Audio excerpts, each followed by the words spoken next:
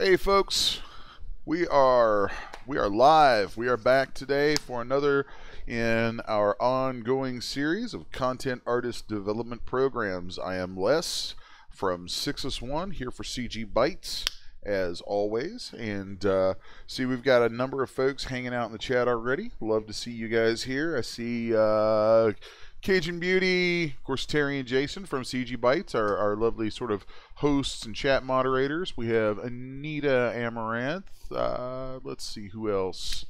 I think I saw Reggie in there, Reggie Hicks, Russ Barrett, a couple other folks. If I scroll back through there. So, very good to see you guys here today. It is a lovely sunny day here in Southern Ohio. Let's see. Yep. Congratulations again to somebody. Oh. Is there there is an announcement in our chat too. One of our regulars, Cajun Beauty, says she is officially preggo now. So, and I know your real name. I won't say it here because privacy and stuff. But so Cajun Beauty, now having a Cajun baby. You congratulations.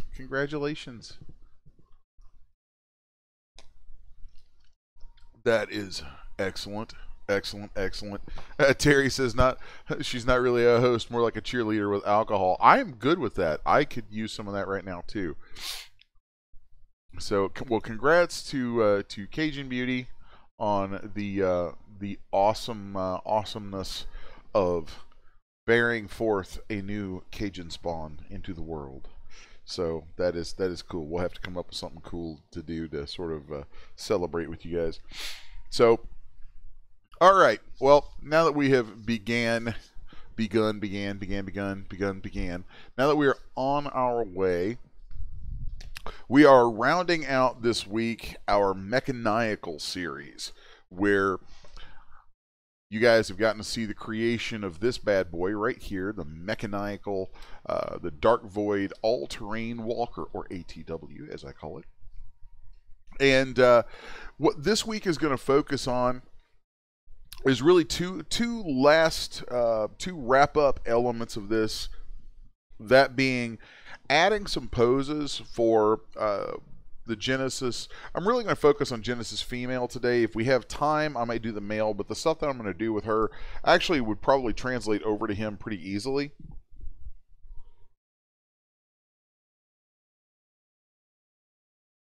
So I'm going to focus on doing poses with her.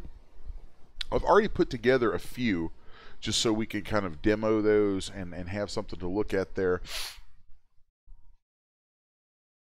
Cajun Beauty says future 3D artist about her baby. That's kind of awesome. That's so awesome. It's so weird in this stuff when you get to know people for a while and they start having babies and cool stuff. So let me load in a scene where I already have a clothed G3 female, because you know YouTube and stuff can't show things. Really not supposed to show things. So where did I put that? Here we go.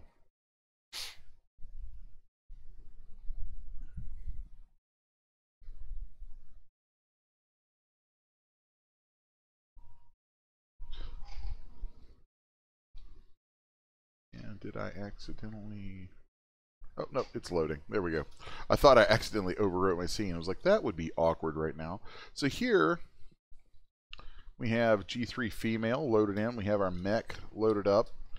And I have started kind of front loading this whole process with a little bit of pose action here. So what I have done to start things out, I loaded her into my scene and then parented her to the cockpit.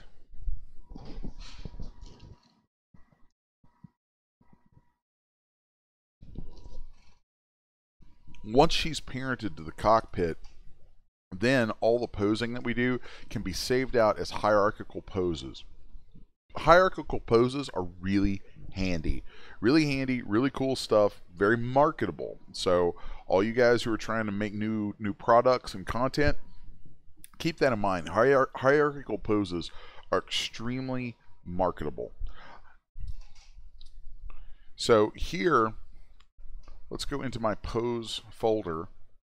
And when you have a hierarchical pose, you should be able to have anything that's part of that hierarchy selected and apply it. And then that pose should apply across everything that you told it to affect. So, for instance, let's apply driver in seat. And here you can see I've gone ahead and posed her with her hands on the on these yokes right here. And that's a good starter pose for her interacting with this environment too.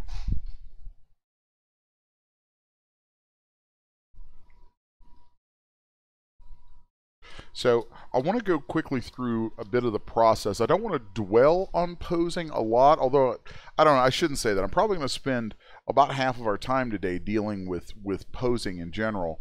But I don't want to go too granular in it because we have covered posing in some depth in the past. So hopefully you guys are kind of with me on some of the things I'm going to touch on. And if as I go through this you have any questions, or maybe I need to go back over some of the process a little bit, by all means, pipe up. Be sure to say something in the chat and let me know, hey, stop, go back and do that again. I'd like to see that again. That's part of the beauty of doing these things live, is you guys get the opportunity to actually stop me in the middle of what I'm doing and ask for clarification on things. You can really get that direct interaction, and I want to sort of make a point of bringing that back out a bit, because I think that that maybe I don't know, sometimes I feel like maybe we're not using that enough. So I want to encourage you guys, really watch what I'm doing, and as I do it, ask questions, please. So I'm going to restore this figure. Of course, you'll see that, you know, by default, the default position of the mech, it loads in right there where her head's kind of cut off inside it. That's okay. I don't mind that. I mean, we could actually save the mech out so that its default load in is maybe back a little bit. And when this is released as a final package, I might do that. I don't know. It really depends. I like to leave. There are some decisions like that I like to leave up to testing. Actually, like if I hand this off to Terry to be tested for CGBytes, and she says, "Yeah, I don't like that it loads in, you know, right on top of her head like that," then I might change that. And since she's in the chat, Terry, you might be able to answer this for me right now. Is that something you guys would kick out? Would you send that back to me? Or if there are poses included that put her in positions, would that be accepted? And so I'll kind of keep an eye out for Terry's answer on that, since there is a bit of a delay between what I speak and what comes through the chat.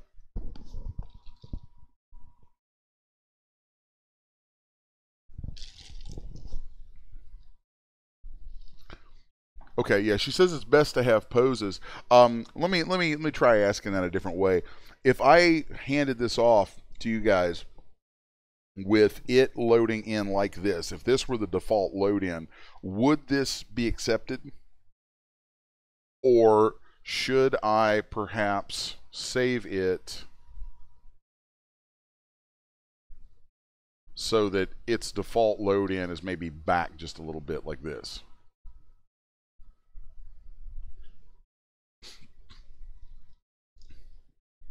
I actually I like being able to get the clarification on something like this right here, so that everyone kind of sees that, because little things like that make a difference. You know, it totally sucks when you're trying to push a product through testing and get it out the door, to have something as simple as that be a thing that kicks it out.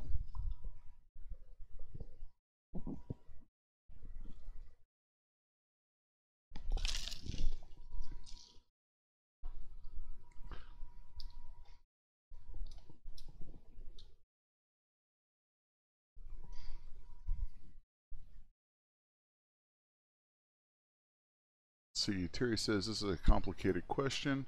We would not fail it outright, You cannot promote as being for any character unless poses are added. Not sure I fully understand there.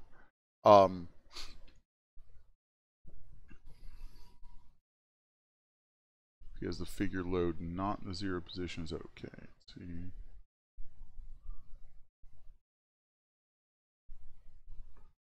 Gotcha. Okay, so what I was thinking, my gut instinct on this is that that I want to actually memorize this object. So I'll go to figure, memorize figure. I'm going to memorize that so that it's back like that. It's actual default if I zero it out, and you go to figure to zero. If I say zero something out, you go to figure or object, but figure and zero figure, and then you'll see it pop back into exactly where it should start, or where it's zeroed out. But I'm going to save it so that it defaults to this at load in, because I think that will clarify things, and people won't have a perception that something's broken when it loads in over top of her head. Even though that's technically not broken, there's nothing really wrong there. It's all fully functional and usable. Sometimes there are little questions like that and little things like that that we run into, and one of the reasons I kind of saved that to offer that question here and the interaction on that here is so that others who are looking to I imagine that most everyone here is interested in creating products to sell. So and that way, by saving that kind of question, you guys here get to see that and hear that, and see that worked through, you know, and see what the response to that is. So my gut on it was absolutely correct, that I should move this back and save it, or memorize it so that it does, whenever you restore the figure or whenever you load it in, it loads in away from the Genesis figure, even though its actual zeroed out position is forward a bit. So that's fine. That's not a big deal, because our H poses that we've made so far, that I've made so far, should, once she's parented to the cockpit, those H poses should still put her right in position. So it actually doesn't affect any usability at all. It's really all a matter of perception as far as where that is saved at. So I'm going to go ahead and make sure that I save that. And this also gives us an opportunity to see another little nifty thing about this set that is kind of a cool thing to keep in mind when you're doing sort of complicated sets, especially with mechanical stuff. I think last week when we were talking about rigging, I mentioned that on this figure I have a secondary figure embedded with it, and that is for these hinges. That's actually a second figure that sits in the hierarchy, parented here to the cockpit.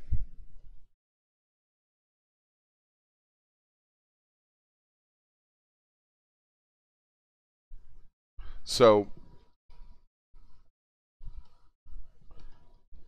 when I save this out, I need to be sure that, since I have two figures, one embedded in the other, it's not really embedded, it's just parented. These are two figures, but you'll notice I don't have entries over here for the two figures. The reason is there's really not any point in having those separate. I don't need them separate. I need them to load in together. I want them to do the same thing. So once I've saved out a figure for the mech and a figure for the hinges, and then I've parented the hinges to the mech, I'll be saving those out as a scene subset.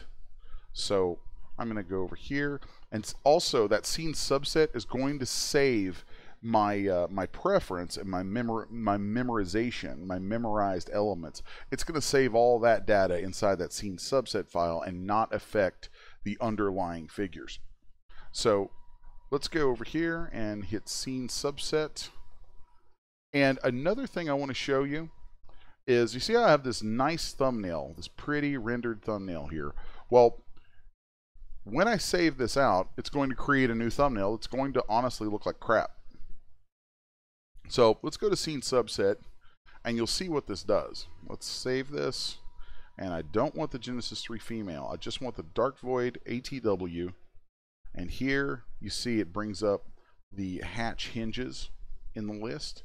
So I want those. And here you see it makes that garbage thumbnail. I'm going to pop back over here to the directory where that stuff sits. And you'll see that we still have our original thumbnail sitting next to it. The reason is Daz Studio creates thumbnails every time you save something, but it names them whatever the file name is, .duf.png.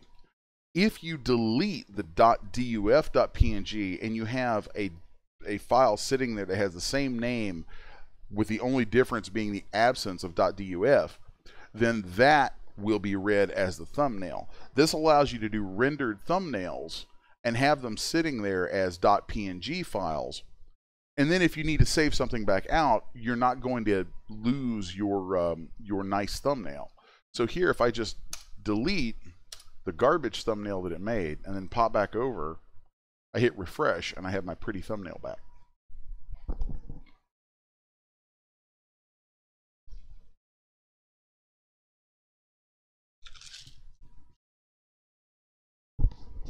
So there, we've made that little correction. So now that's going to load in right here, and we're good with that. So I'm also going to make a little instructional PNG that I'll put in with the poses. And that instructional PNG is going to just have a little bit of text on it that says, it kind of gives the user a reminder that the Genesis 3 female figure will need to be parented to the cockpit before applying these poses. So the way I'm going to do that, I have, and I need to go kind of poke around for this for a second. Give me just a moment. I have a template that I've made, and I can make a copy of this and share it. I think might not be a bad idea. So let's see, internal docs, and trying to remember where that template is. Give me just a moment. See, card template. Actually, I'll go pull that out of another product. I know another product that I have that has that sort of thing in it. So let's just go.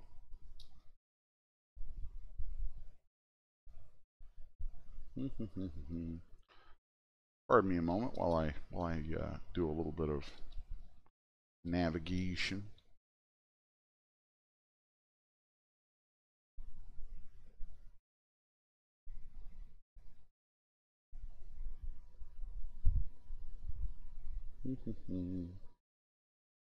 Let's see. Trying to remember where I had that. It's something. This is something that just came up at the last minute, and I remember now thinking about this a little while ago, and it just slipped my mind to include this in here. So I apologize about that. Let's see. Pretty sure I can find what I'm looking for inside one of these. That. Ew. Let's remove that. There we go.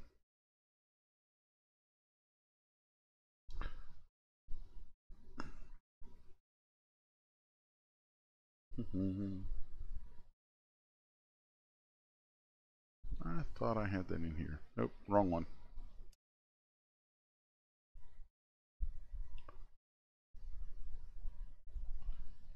Here we go. So let's come in here. There we go. That's what I was looking for. Was my this little guy right here. I can kick that out. So I'll toss you guys a template for these. It's a really handy thing to have. So let's browse to my folder location. Come in here to my poses, and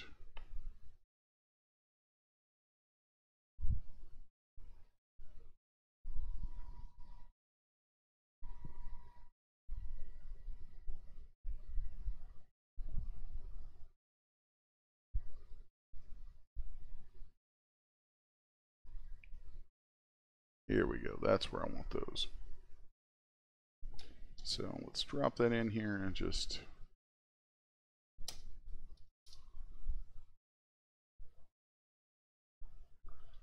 change these. So now I have this important DSA, and I accidentally double-clicked that, so it's trying to open another instance of DAZ Studio. Pardon me on that. Close you, don't need that. And if you want to see what's inside one of those files, okay, let's just open that up.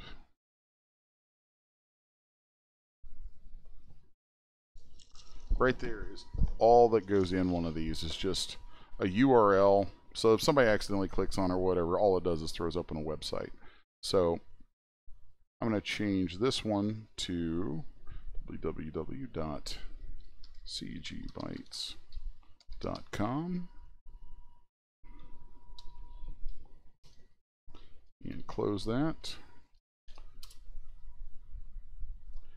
And then let's open this PNG inside Photoshop.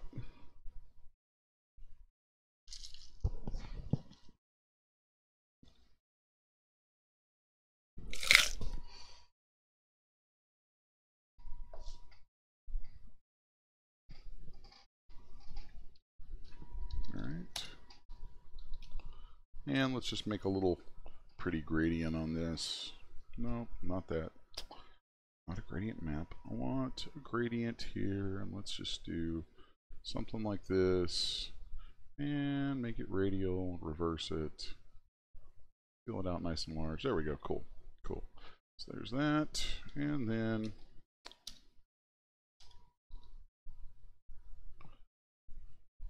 myself a little text box there.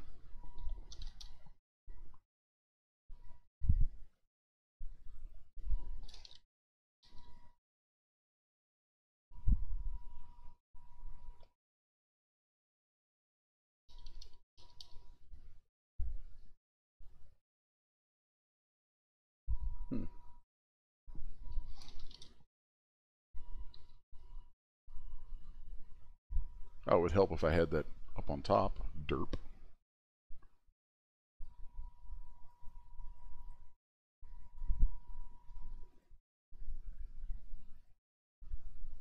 All right.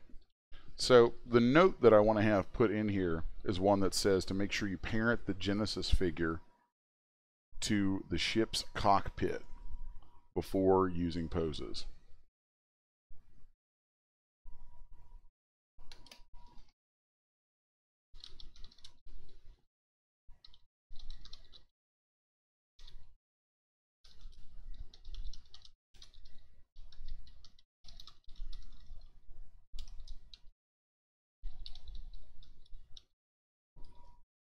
All right, and then let's just squeeze that in just a little tiny bit.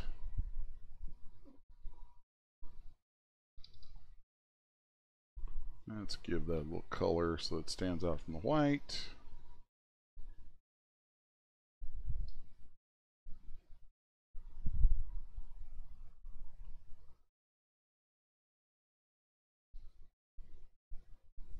There we go. And then I'm just going to save that. So now when I come back over to DS, refresh, and there we go. Now I have my little warning there, my little Achtung for everyone. So you have your little instruction. It's just one of those small little things that I find people kind of, I don't know, it makes it better. Like, we do README files, and the READMEs are important, and we put a lot of information in READMEs and all that, but in, God, 16, 17 years of doing this stuff as a huge part of my living, it is so rare that people actually read the README files. And I know we tell them to all the time. Oh, did you read the README? Oh, I've got a problem with this, that, or the other. Did you read the README? No. Well, yeah, but they don't, and that's a losing battle.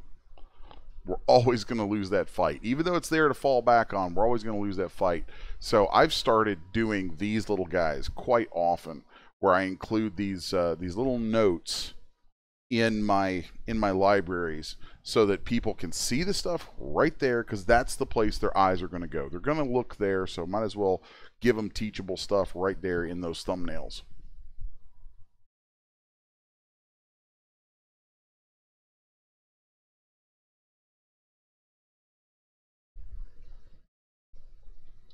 All right, so let's do a little bit of posing now that we've kind of prepped this out a bit. Let's take our G3 female, and just like the little warning says, we're gonna parent her to the cockpit. She has been parented to yonder cockpit. Yay. So now let's select that hull, and I'm just gonna open that up. Now we'll select her, and let's bring her up, and then push her back on Z. And then I hit Control F to zoom in. Let's get a little more screen real estate here so you guys can see what's going on. And then one of the things, and this is kind of important because I know we've got folks here who are really interested in this upcoming project, this group project sort of thing that we're working up on the whole Mecha Soccer League. And so this is some interesting stuff that I want to make sure you guys catch, because if you want to make poses and things as part of that project, you're obviously going to be using the mech to do that. So there are a number of little things I can show you, just as you know, as the creator of the mech, I can show you some little things that will make your life a little simpler, a little easier, and a little faster when you try to pose with it. So the first big thing is that we can hide a lot of parts of this mech so that it is a little more intuitive to work with. So like if we just turn off the cockpit, let's turn off the hatch, we can hide the hinges, we can hide the engine and the hull. There we go. Let's turn the cockpit back on. So I find it's a whole lot easier to tell exactly what I'm doing if I have this stuff hidden. So I'm just looking at the guts of the ship. So I also want to show you guys a nifty little trick here for hiding things. So inside the scene tab, I've gone through and hidden some things manually, but you can actually hide multiple body parts all at once. This is a very cool trick. And whenever you're trying to do poses inside some kind of a kit, you know, poses where a character is interacting with an environment or other figures, and you have all these different complicated elements that obscure your view, sometimes you need to be able to hide things so you can see exactly what you're doing. So here I've selected the right and left engine joints of the mech, and I'm going to use the key command that I've made for myself. Control-Alt-C is the key command that I've denoted to select all of the hierarchy from that joint down. Now you can do that also inside the scene tab. So if I were to select L engine joint and then hold Control and select the R engine joint and then right click, I can go select and then select children. And here you can see where it shows the key command that I've put in place for myself. But if I select children, it's going to select everything downstream. Now all of those elements show up in my parameters tab, and you should be familiar with seeing this sort of thing because you see me use this a lot for posing, where I'll pose multiple body parts at once. I'll do all kinds of things where I'm operating on multiple actors in my scene at once. So here I have all of these body parts selected, and then I'm just going to hold Shift and my down arrow key and make sure that all of that is selected. And so now over here, when they're all selected, any shared parameters that they have will show up, and it'll tell you how many body parts are selected with that parameter. So now if I go over here where I find visible and I just turn it off, and it turns all of them off at once. I find that's a whole lot faster than trying to drill through a giant hierarchy of stuff and turn off and on each joint separately and all that stuff. That's very cumbersome. This is a much more efficient way of doing that. So now that I've kind of wrangled my visibility down to where I have just what I need,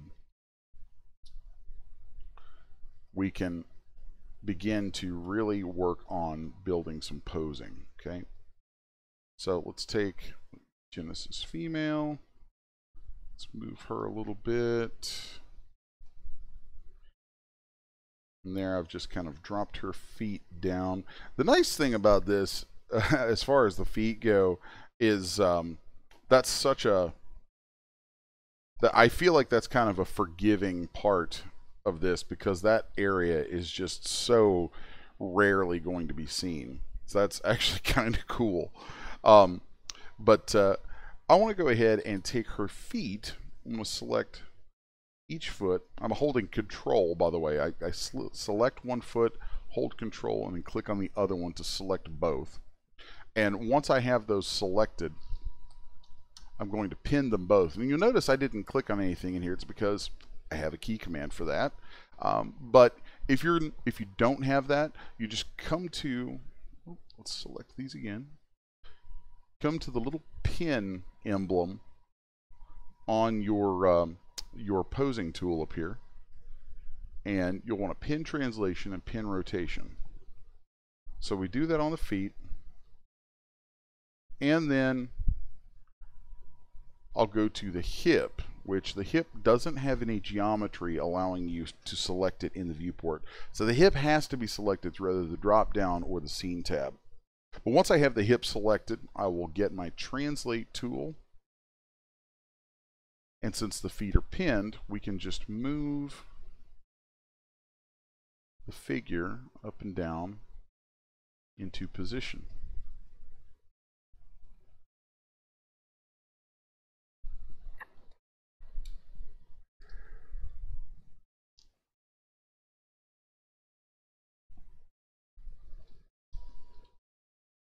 So once we've positioned the feet and the hip, then the rest becomes much, much easier. Now we can work with, say, the pelvis to give it a little bit of a shift. And let's get a general arm position in here.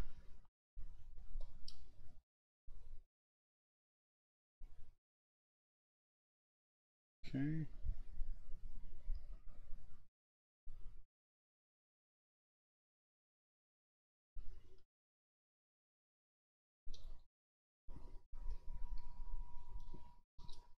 And here I'm going to actually use the translate tool and just pull that hand forward a bit.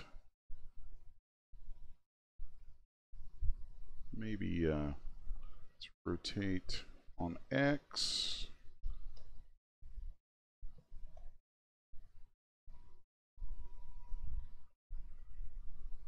You'll notice I actually avoid using the sliders, the parameter dials that I think most folks are really used to using for posing. I prefer to pose out in the scene or with this little gizmo up here. It's just far more intuitive to me.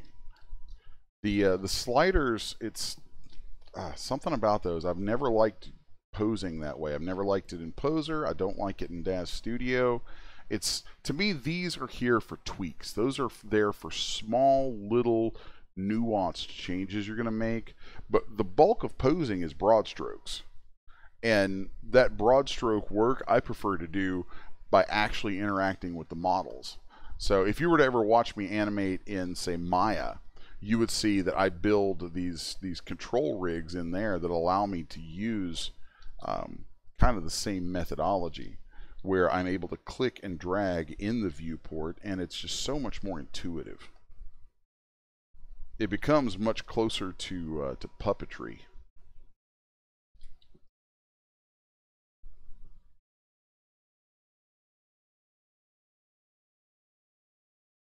Right, 1, 2, 3, 4. Here's a neat trick. It's another one of those times when I'm going to select numerous body parts and manipulate them at once. So here I've selected these 4 first finger joints, and then I select the hierarchy below them. And whenever you have a hierarchy selected like that, if you click on the trackball there, you can swing all that stuff around. And it does kind of work based on your viewport. So that's a nice way to generate some broad stroke movements.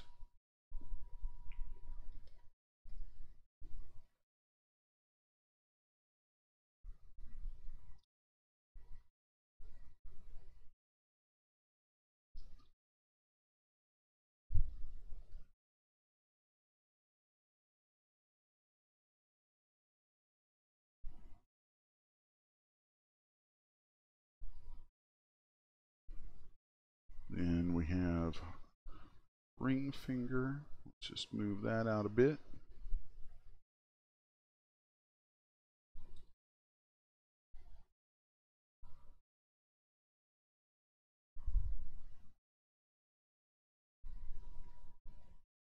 All right. So there we've got that hand in place. Now let's take that whole arm and mirror it over. So I'm going to select the left collar, hit Shift Y. We're going to go from selected under nodes, propagation recursive, and we're going to go left to right, hit accept. Of course, she has a little bit of shoulder positioning going on here, so we might need to tweak some of that a bit. Let's pin the hand. Let's actually pin both hands. So I control click and select those. And I've set up F6 and F7 to automatically toggle my translate and rotate pins, but here you can see where those are yet again. So now that I have those pinned, I should be able to, of course it's jumping around my viewport because I keep navigating with my pen, and one of the things that I don't like in DS is their Wacom support is a little janky. So sometimes when you're holding Control Alt and you hover middle click to pan, when you're using a Wacom, you let go, it jumps. The camera just jumps at the end of that stroke, and it's really, really weird and kind of aggravating. So let's just do a little bit of moving. Let's grab the hip, move that a bit.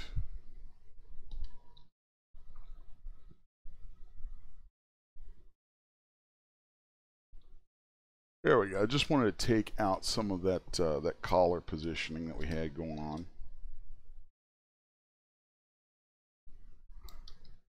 Probably need to just grab her hip and pull her forward a bit more too. There we go.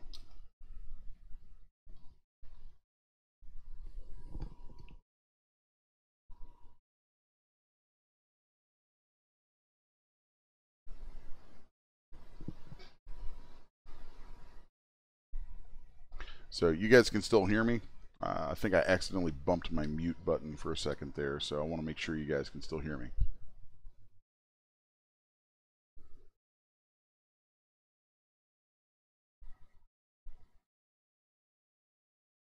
I'm just going to reset that hand position a little bit more. Probably need to drive the hip downward a bit.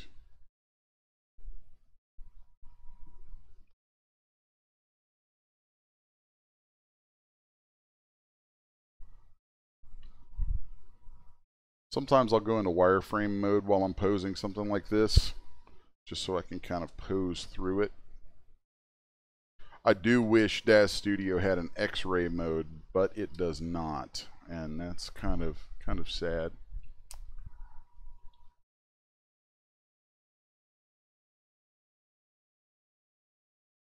Okay.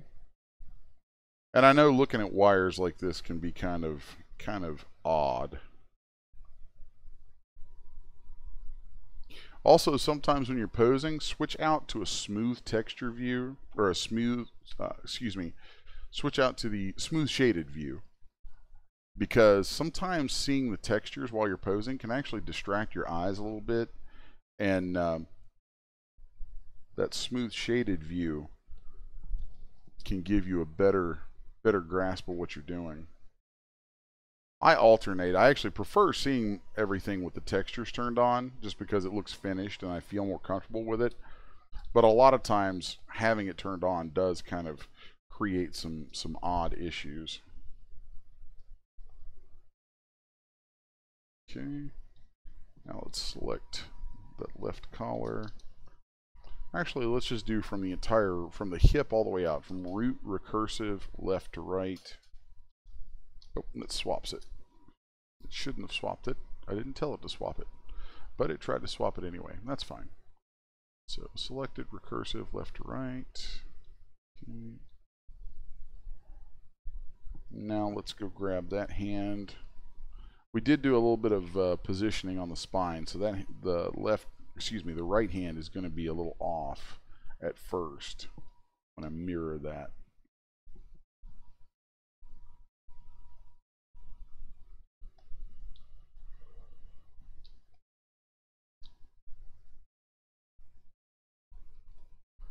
Right.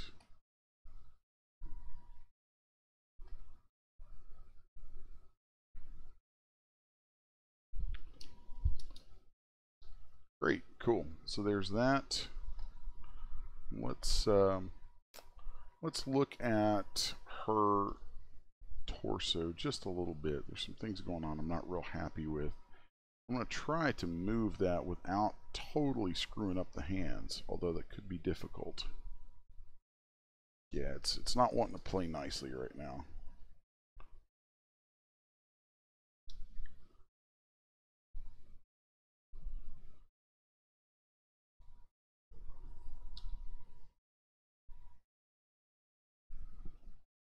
That's not bad. That's not a bad pose at all. I think we can live with that one. So once I have the pose and everything in position, I don't have to worry about turning those pins off because DS just saves everything with the actual rotation instead of any kind of IK or any of that sort of information.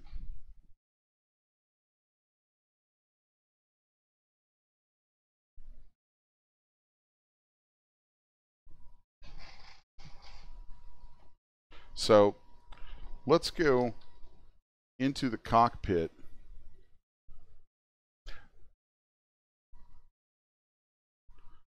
Let's actually go to just the dark void ATW. I want to select the entire figure. There we go. And then if I select my hierarchy downstream from that, it's going to grab everything, which is fine. I mean, I could literally just drag over all of this. And then under my visibility,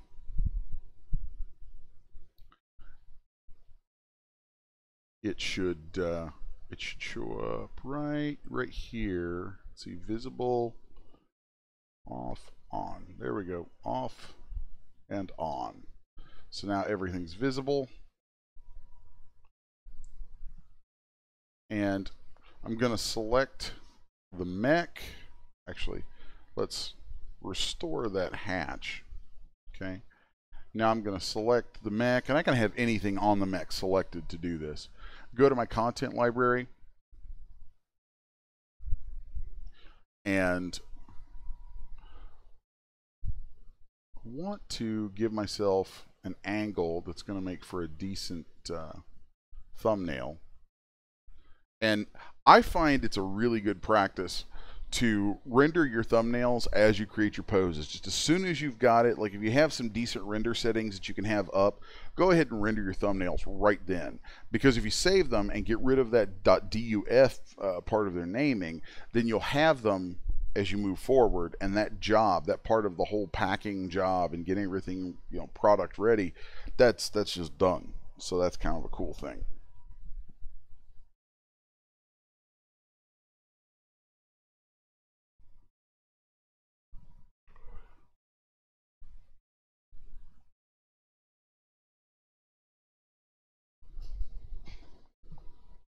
So since I want to have a nice thumbnail on here, I'm going to go find some hair to toss on our lady friend here. Let's select her head. And what do I have? I have a lot of stuff floating around in here right now. So let's go grab people and Genesis 3 female and hair. And let's see, that's a good one. That one works. So we'll just toss that on here. Just that way we have some hair on there, because you know, in your thumbnails should be really strange if you're bald. And I'm going to pull down under this and render my thumbnail without the cockpit there, so that you can see the hands in the position of the sticks. But when I save the pose out, I'm actually not going to have the cockpit position saved with the pose, because I really want the pose to be just her.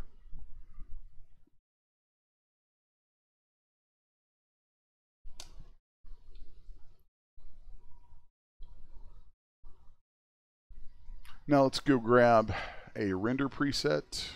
So I have a number of these saved for myself. And I really like using these little setups that I've pulled out of my algorithmic folders, where I also use the Substance Paint and Substance Designer suite. Those programs actually have HDR images with them that they use to generate the lighting that lights the models as you're texturing them. And if you navigate through your program files, which I won't do at the moment because it's just kind of a long drawn out process, but if you go find those, you can actually load those HDRs into your render settings in DS, and they work great. They're high quality HDRs. So I have some rendering presets that I've made that use some of these. So I'm going to load one of those up. Of course, you can use, you know, whatever you like. And let's just let's switch off to an iRay view. So since today's program is really all about wrapping this up, you know, adding a few poses, it's kind of the polish on the you know, the icing at the end of the cake, and then setting up some nice renders and things like that. Part of that process is getting nice thumbnails together, and I've had a love-hate relationship with that for a long time, because as an artist, I'm not a consumer. I'm not a customer. And so as an artist, all I care about is, does the tool work? Can I make art with this? Can I load it and use it? Does it function? The packaging side of it is something that I've always kind of kicked myself over, because by the time I get to this packaging stage on a product, I'm probably tired of the product by then. Honestly, I probably looked at it so much and I'm so tired of it that the last thing I want to do at that point is spend time doing crazy amounts of rendering and making everything super pretty. But there is some very real value in it, even inside the program, even in the course of your thumbnails and how that stuff works out. So I would encourage folks to take that time and you know, pre-render those thumbnails, make sure that stuff looks nice. So this will make for a pretty decent thumbnail. So I'm going to go into my general listing under my render engine editor, under render settings, and I have a preset saved here called library T-nails that will give me a 91 by 91 pixel image. And let's just hit render and let that cook for a minute.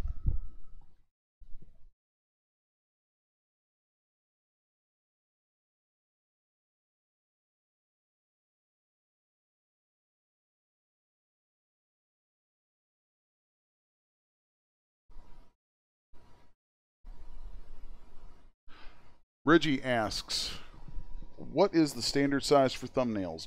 That is 91 pixels square.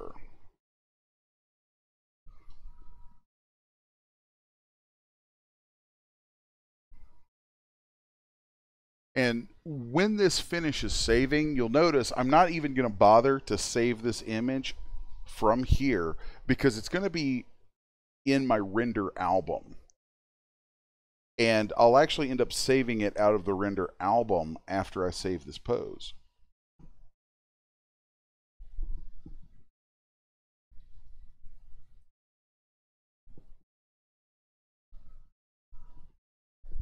And we're almost there.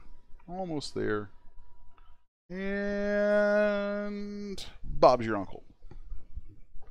All right, so I can close that now, and you'll see when I hit render album, I have a copy of that floating right here. Now that gets wiped out whenever you close the program, but that's okay. So I'm going to click on my hatch, and I want to restore the hatch.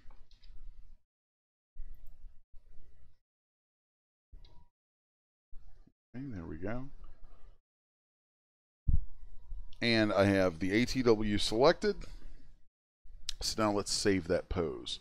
And this will be, let's see, what should we call this?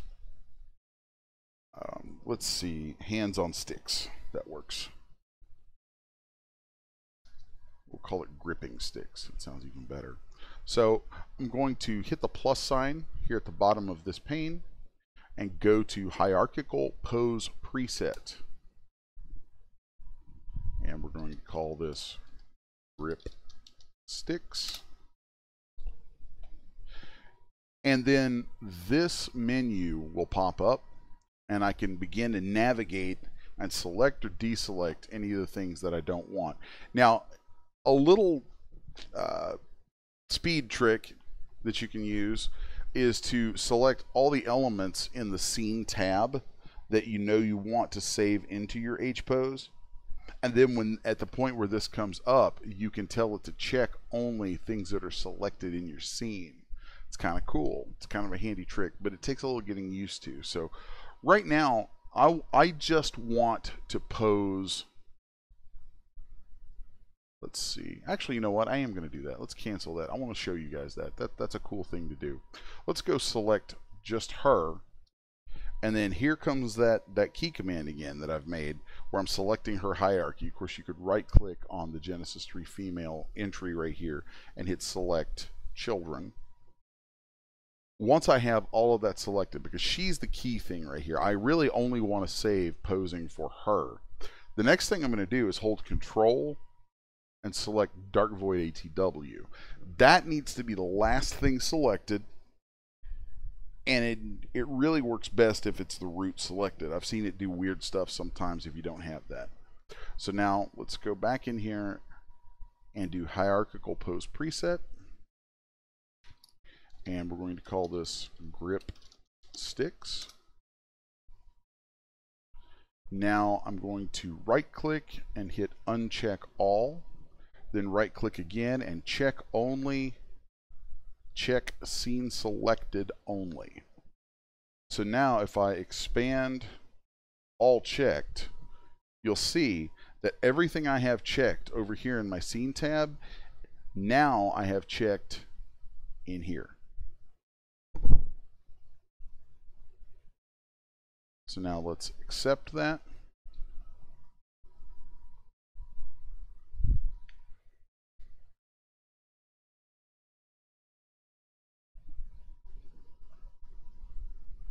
So here is grip sticks, and I want to give that my nice thumbnail. So let's come back over to my render album. I'll right click and hit save as. And now I'm going to navigate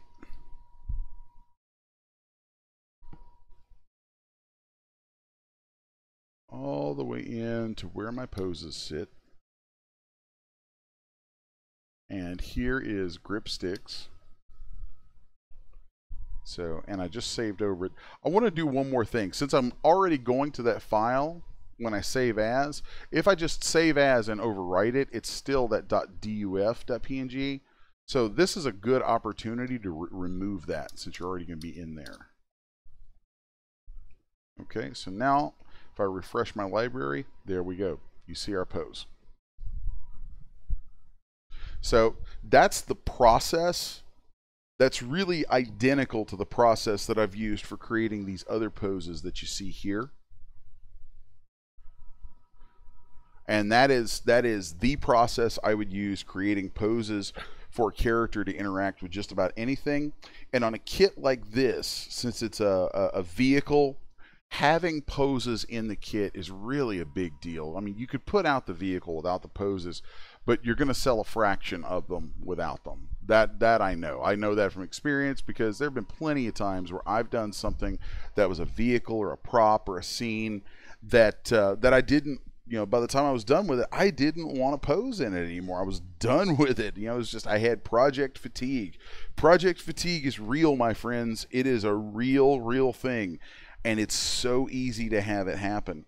But if you don't, I would actually take that as an opportunity to say sometimes the best thing you can do for any product or project that you're on is get away from it for a little while so that you don't get burned out on it. I actually get burned out on a lot of these projects, probably far more than you would think, for a lot of reasons. And when you get burned out on it, then you start losing interest, you start losing passion for doing what you're doing on it, and it becomes a grind. And the last thing you need is for it to become a grind. If it's not fun to do, you shouldn't be doing it. So at the point where it's like, oh God, I've got to do this and I got to do that, stop. Just stop, set it aside. Make sure you got something else to do. I mean, sometimes you may have deadlines, or like for a lot of stuff I do, that's as a consultant and a contractor in places, I have a lot of deadlines, and so you know, I don't always have that luxury. But anytime I can, if I can take a breather from a project, oh my God, I will, because I know when I come back to it, it's just going to benefit from it. It's going to be great. So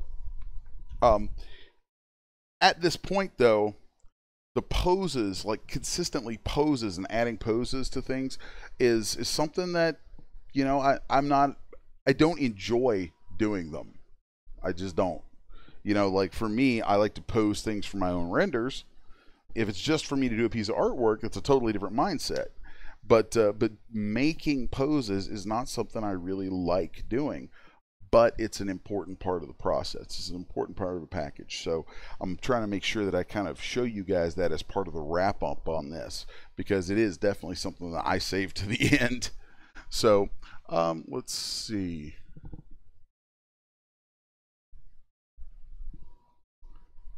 So we are coming up on our 1 hour break. So as we hit that point, I want to kind of throw throw things open for a moment to invite some questions from the chat. You know, get some yelling from the peanut gallery. Come on, you guys, give me something here. Give me something to work with.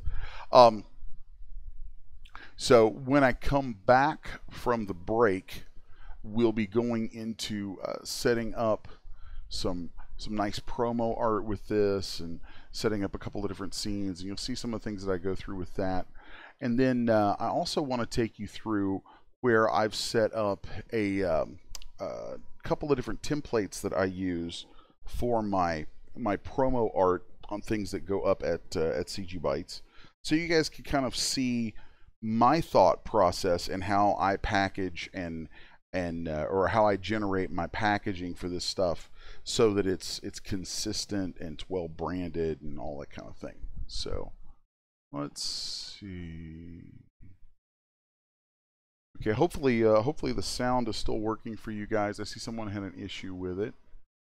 So if anyone can hear me, just give a yell.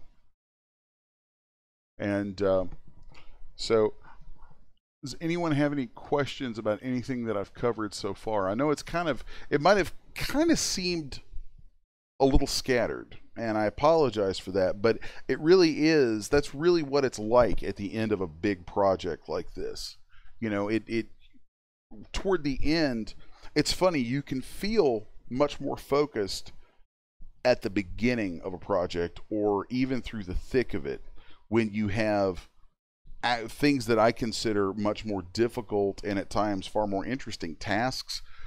It's easier to be focused on those. When you get to the end, to the stuff that's maybe like, oh yeah, I need to do promo art, and I need to do nice thumbnails, and I need to do, you know, poses, all that stuff at the end, that's the stuff that's like, oh my God, we're at this part where it's just this grinding tedium at the very end of a project. So, you know, it's very easy to lose focus once you hit that point, and also there's a lot of little things that are kind of it's the catch-all. stage of a project. It's where it's like, oh yeah, I forgot that. Oh yeah, we need to add that. Oh, let's make sure this is there. And it's really just where you start going down through the line going, okay, is this ready for prime time? So, and that's a, that's a special thing. I would encourage everyone to recruit for themselves at least one, preferably about 3 different people who can test your products for you. I know at CGBytes they encourage and may even require that you at least go through some kind of pre-testing. Like I don't think they actually ask you for some kind of verification, because that would be odd and weird and kind of hard. But I do think that they highly suggest it, and so yeah, some kind of pre-testing is a very good thing. Make sure you do that before you go uploading products. And I would highly, highly recommend that you get at least 2 testers and get them so that you have a novice who you can trust, and then someone who's more experienced, because the novice is going to look at things and say, this did this, I don't understand. And what you're going to hear back on that is going to tell you what the novice user doesn't understand, and that's valuable information.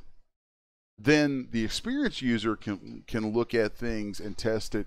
They'll use it differently. They'll represent a different segment of the market, and the feedback they give you is going to sound more like, oh, this rotation was off, or this was in a funny place, or they're going to give you more insightful information. And having at least one novice and one experienced user as your testing queue, your pre-testing queue, is a really good thing, because the difference in what you'll gain from the feedback from them will cover a lot of bases. So we just officially passed 1 hour in. And so we are going to take the short break that we always take at this time. So as always, you guys make sure you take your stretch, grab a drink, come back, hang out for a couple of minutes, and chat amongst yourselves. Also, be sure to post any questions and things that you might have into the chat, so that when I get back, I can start the next hour by looking over any questions, thoughts, concerns you may have. Be sure to share that stuff, because I'm here to interact with you guys. So we're going to take our break, and I will be back in just a couple of minutes. So you guys hang tight. Thanks.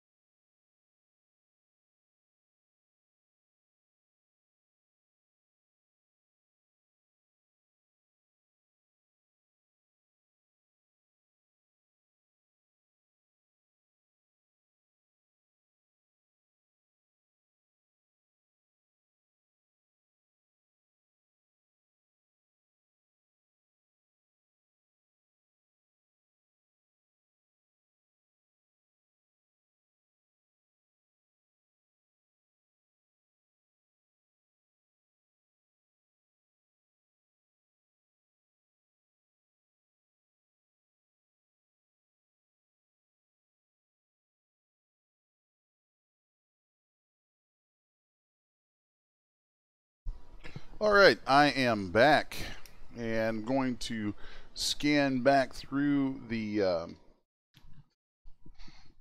chat window just a bit.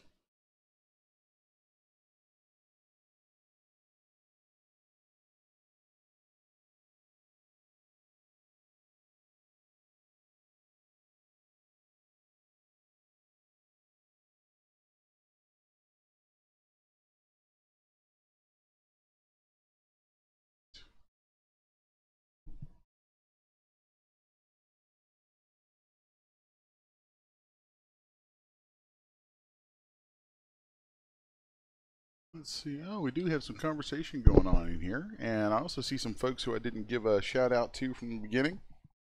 So, see Mr. Dave Bates and Colonel Sanders have joined us. Matt Pitts, how you doing today, sir? All right. Let's see.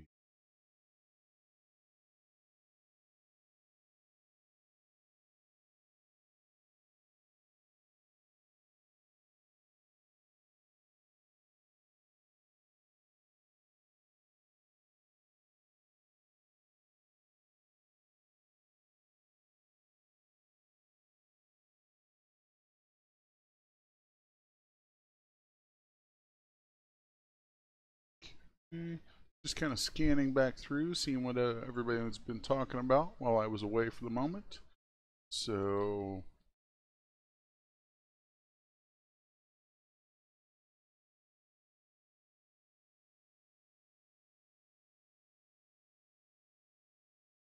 yeah, I see some talk there about poses and using Power Pose or Puppeteer, some of the different things that are available.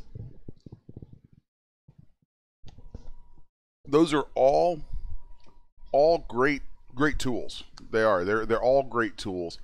My own style of work comes so heavily from working out of Maya and 3D Studio Max for so long, and doing a lot of professional work in that field, that or with those tools, that I am very much about direct manipulation. I want to be able to grab things and move them on, in the viewport directly. Like using dials and sliders drives me nuts. I despise it. It seems so mechanical and counterintuitive to me. Some folks do it and do a great job of it, and that's awesome. I personally despise it. I don't like trying to work that way. I only ever touch those really to make small adjustments. Let's see. Let's scan on down a little further.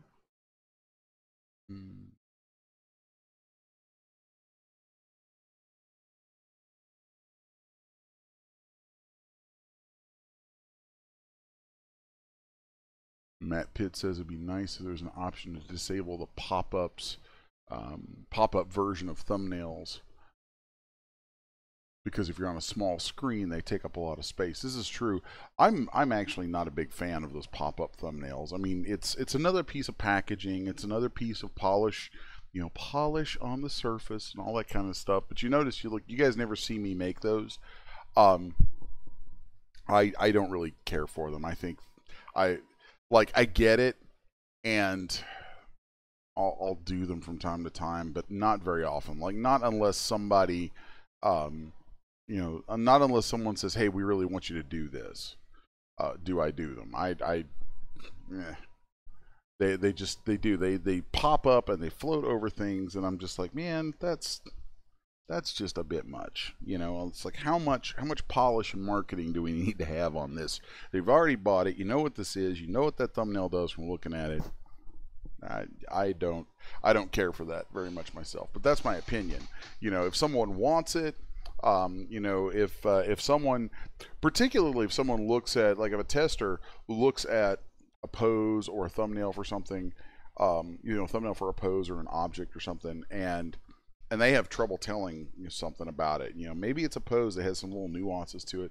In those cases, those larger pop-ups can be really handy. They actually serve a really good purpose then.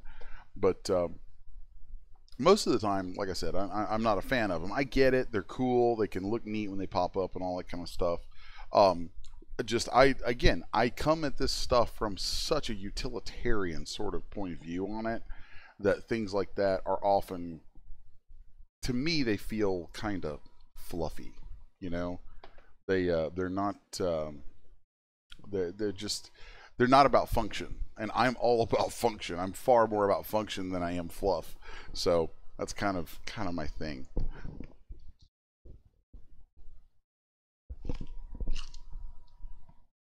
Let's see now. All right. Cajun Beauty, our pregnant friend, says it's bagel time. I agree. I haven't had a bagel in so long. You know what? I'm gonna have to get me a bagel after this, just cause I haven't. As soon as you said that, I'm like, oh man, a bagel would be so awesome right now. So let's see. Look, he says 300 hover thumbnails will work. Or Reggie says that. Okay, cool. You guys are helping each other out a bit. Sorry, got a little tongue tied there. That's very cool. Nice. Yeah, that's an area that Jason, Mr. 3D Loki, is quite adept at. So that's very cool.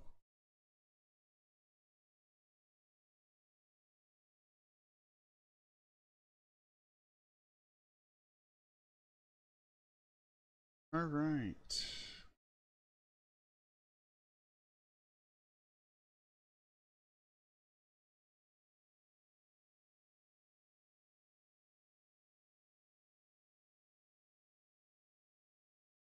Hmm. All right. Very cool stuff. So let's move on. So I'm going to do a quick test and render off some thumbnails for these other poses here. Let's go ahead and re-render a big one of our grip sticks pose.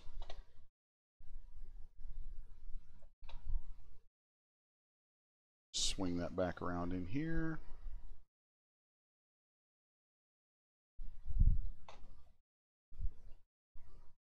And I'm probably not going to sit and render all of these while we're live, because I would just take up a lot of time with just rendering. That would kind of suck for you guys. But let's go ahead and make a little template for ourselves here. Okay. And I'm going to save this one as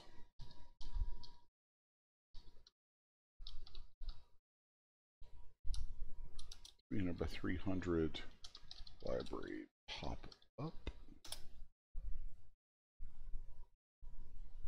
Let's go ahead and render this one. It shouldn't take too long. Really shouldn't.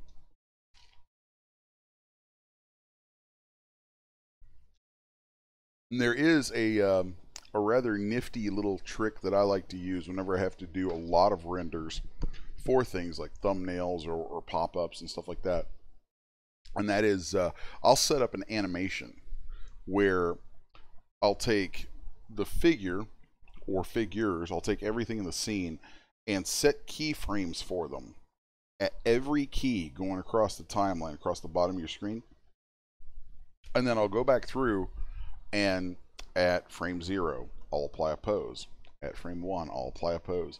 And however many poses I have, I'll go through that many frames applying each pose. I might have to make a note, because if they have specific names, like sometimes you're doing pose kits that just, it's okay to have the poses just be numbered.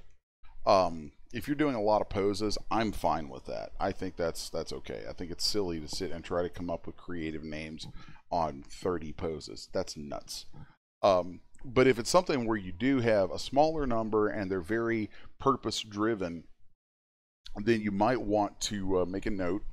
But then I'll have each of those poses applied at a variety of frames, and then I'll set up an animation to render while I render out each of those frames. You know, I'll actually drop a camera in the scene, move it around with each frame to stage the best shot possible for each one, and then save that out as an animation. Then once it's saved out as an animation, those frames that it renders out, I'll just go through and rename those according to each of the files and then move them into place, and you're good to go. So there's really there are some workflow tips, and that's something that that I hope you guys kind of pick up some of while I demonstrate these things, is workflow tips that can make sort of repetitious tasks like that become a little less painful. You know, there's stuff like that that you can just leave automated and let it run, you know, overnight, or however long you need. You know, something that's just a few thumbnails shouldn't be that bad.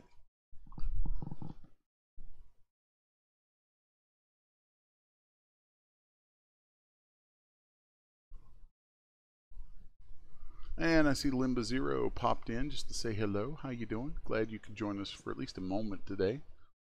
That is cool. That is very cool. So I'm probably going to go ahead and cancel this render and just keep the image that it's made there, because at that size I don't think it really needs to bake much longer than this.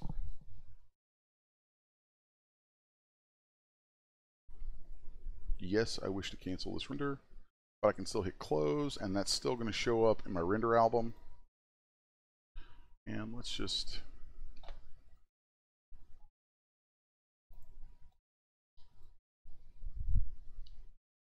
pretty nifty. There you go. So there you have your tiny thumbnail, and it pops up like so. That is some cool stuff there, you guys. All right, so let's do let's back on out of this. I'm going to save this scene, and I want to spend the rest of our time today looking at setting up some of the renders and things that I'm using for the promotional images that go with the mech. And then toward the end of today's session, I want to talk a little bit about that whole soccer project that we all got to talking about the other day, and that folks are really excited about, because I think that, well, I'll talk about that when we get to it. I don't want to get too far ahead of myself with that, but it's an interesting and really cool idea. So we'll talk about that shortly. Right now, I want to go open up a file that I saved earlier for myself. That is where I was setting up some promotional images, and I actually have two different scenes set up for promos. One, and this is a really effective way to do it, one uses no environment elements at all. All of the environment that you'll see in the shot comes from the HDR image that I've chosen. And I believe I've already pre-rendered this, which I should be able to get to. Let's go over here, over here, over here, and then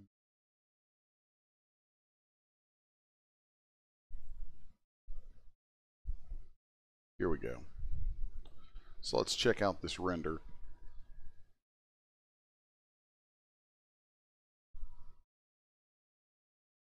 And we can zoom in on that even. It's a healthy sized render.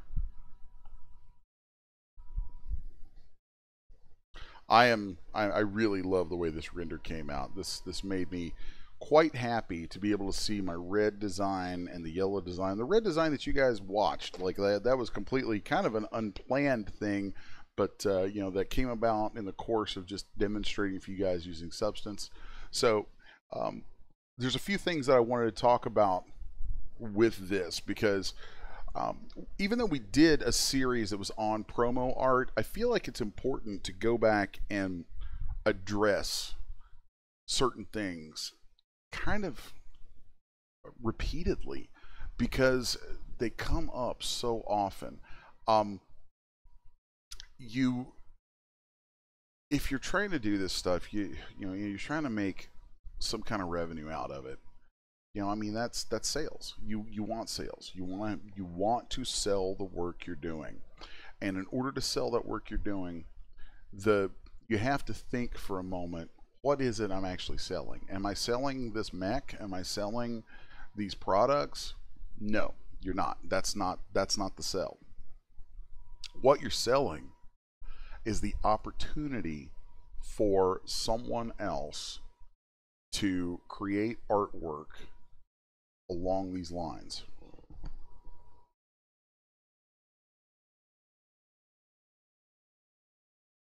So your promo artwork needs to demonstrate that this thing you've made can be a vehicle, be a vehicle for that potential artist's work. It needs to demonstrate how you can use this product to make cool art. That is what will entice people to buy. That is, and it's not even an enticement. It's just you're demonstrating the quality of what you can achieve with this asset.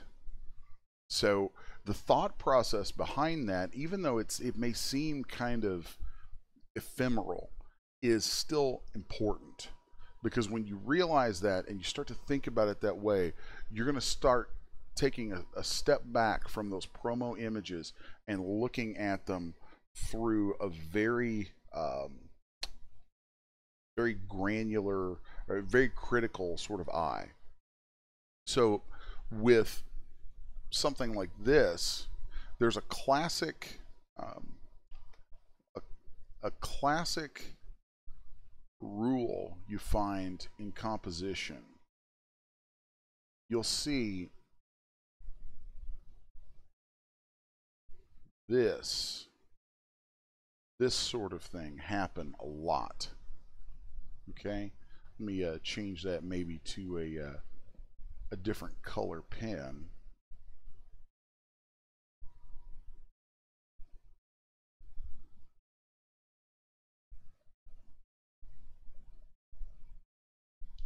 So you see how we have these focal points and the flow. There's that spiral, and then those rules of thirds in composition that lead your eye through a piece of artwork. You know, this piece right now, it grabs your eye right here, and you thrust right on through, following that natural progression that artists have been looking at for as long as people have been studying art and really trying to quantify how it works. So those kind of things are important to consider when you're putting together your promo artwork and putting together your renders.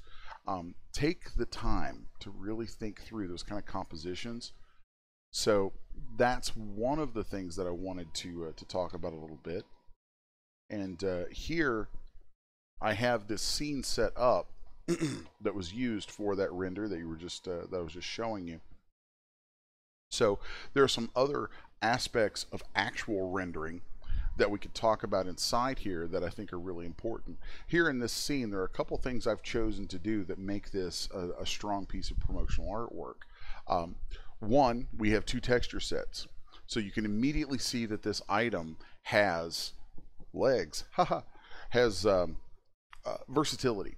You know, that it out of the gate has the ability to be retextured, that there's an immediate message given to users and potential add-on makers just in seeing in one image two different texture sets. It's a subtle statement.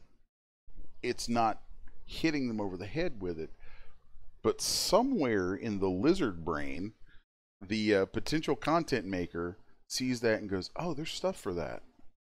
And somewhere in the lizard brain, the potential customer says, oh, there's stuff for that.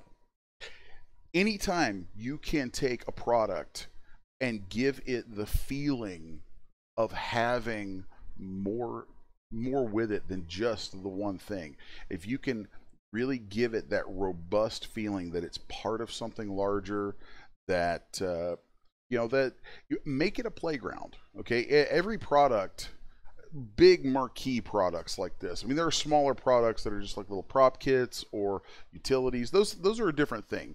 And you guys might notice that I don't really talk about those very much. And there's a reason for that. It's like in all my years of doing this, I've really never been about the small products. I've always been a marquee product kind of guy. That's always been my focus, was to create the big stuff, the stuff that comes screaming at you, so when you're doing these kind of marquee products, you want to make sure that people can see them in some context. So like here, this HDR that I've chosen has kind of this hint. You don't see a lot of it. You just get this hint of something maybe industrial, definitely urban. It has a hint of some foliage. The ground has a little bit of breakup to it. There's a lot of little things there that give you story, that give you context. And then, of course, there's the fact that the mechs you're looking at, that these two designs, these two texture sets on them, have a lot of wear and tear in them. So, and that wear and tear plays into that world you're seeing. And you immediately get all this great context for what that setting is. That's the stuff that tells a user that's the stuff that prompts the user, the customer, the potential artist who's going to use your stuff. Those are the things that prompt them with ideas. When you show them that stuff, you're giving them food for thought that hopefully is going to spur their creativity. And as soon as that creativity is spurred, they think, oh, I've got to play with that. Man, I could do a scene with that looks like X, Y, or Z. Or, man, I've got this burned out cityscape over here that would look great in. As soon as you show them that it does look great inside a burned out cityscape, or if it looks great in a sunlit field on a hillside somewhere, you want to show them some of these things and try to tap those ideas, so that you're playing into this sort of archetypal thing that happens in people with their imaginations. That's what you want to do. You want to appeal to those kind of elements so that folks grasp that what you've made is something they will enjoy, something that will be creative for them, that they will find some sort of artistic fulfillment using it. That is what you're doing. You are in the business, when you do this, of helping people try to find some artistic fulfillment. So every bit of information in an image you can give them that leads them closer to that is a step closer to making a sale. So I want to take this particular image and set up another version of it. I'm going to use the same scene. This is, by the way, this is sized to the main image size at CGBytes. And then for my extra images, I'm going to go to an HD layout.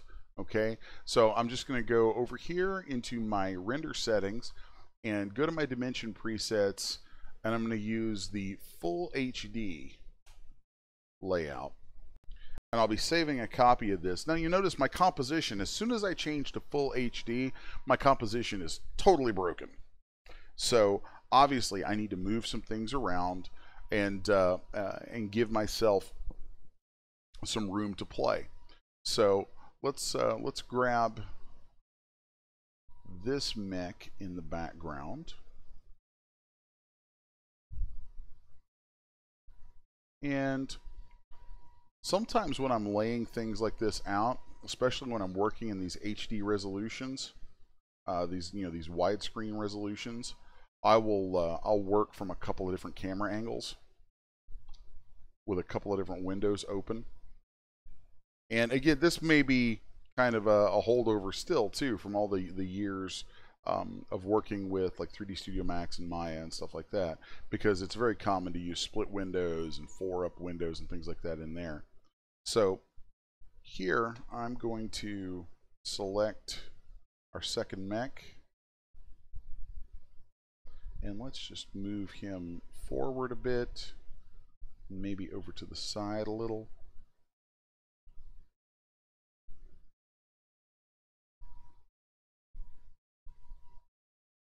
And I'm going to make the cockpit closed in this one. And then I'm going to duplicate that mech and maybe give the impression that this is, this is some kind of a parking lot, junkyard, or some place where you would find a bunch of these things hanging out, doing whatever crazy, all-terrain mech vehicles do when they're not in use. So let's toss another one back here, and this is also an opportunity to show them from different angles and yet still have some story context to those angles. So let's maybe bring that guy back up here so you can see sort of from the rear. Okay.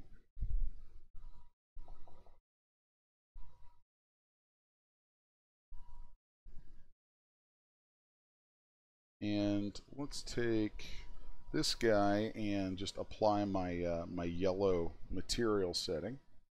So let's go into our content library. Let's go down to materials. Let's apply a dirty yellow to him. There we go.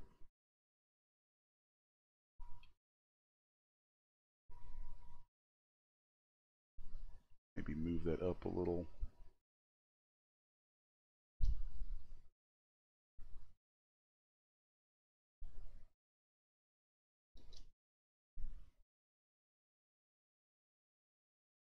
I actually like, too, that when I move things around in this view, it goes black to just silhouettes up in the top, because those silhouettes actually give you a lot to look at. Like, if your silhouettes read well, then you probably are getting a strong image. So that's an important thing. Let's make another duplicate. And the reason I'm hitting duplicate node hierarchies, and if you guys who want to come aboard the whole project that we're going to get into with doing the whole soccer league thing, then remember that if you want to render multiples of these, a quick way to do that is to duplicate node hierarchy. Okay, you can duplicate node hierarchies, and that will keep in the new copy, that will keep the hinges intact. So that's kind of important. Another thing that you can do, and this is some handy stuff right here. Let's delete. Actually, let's delete. No, I want to delete that one. This is good. We've got 2 yellow and 2 red, and the 2 yellow and 2 red are in 2 different poses. This allows me to do a really, really cool thing here by selecting this mech. I said select this mech and go to create, and I want to create an instance. Okay, and I'm going to name this yellow ATW instance 1. And I'm going to hit copy selected item. So now we're going to see this show up, and this is an instance of that mech that we had selected when we created it. This is really, really great stuff. I'm so glad DAZ Studio has this in there. Instancing is something that that I'm very familiar with in some of the other 3D programs. It's something that's common in game engines. What this does, when you instance an item, it looks at that original, and really all it's doing is just displaying that original in another place, and it treats it as if it were that original piece. So like if I come in here and I grab this leg and I move it, you see that it moves on the instance. So that has its downside in that if you make instances and you move the original, the instances, their body parts move as well. But the upshot of that is, in a scene like this, if I have one copy of the yellow mech standing up and I have another one seated, and I have a copy of the red one standing and a copy of the red one seated, I can instance those, and all of a sudden I'm able to start filling out an entire parking lot of these guys and it's at very little hit to my system. So if I hit new node instance, hit accept, now I can move that and rotate it. With instances, the only manipulations you can perform on them is to move, rotate, or scale them.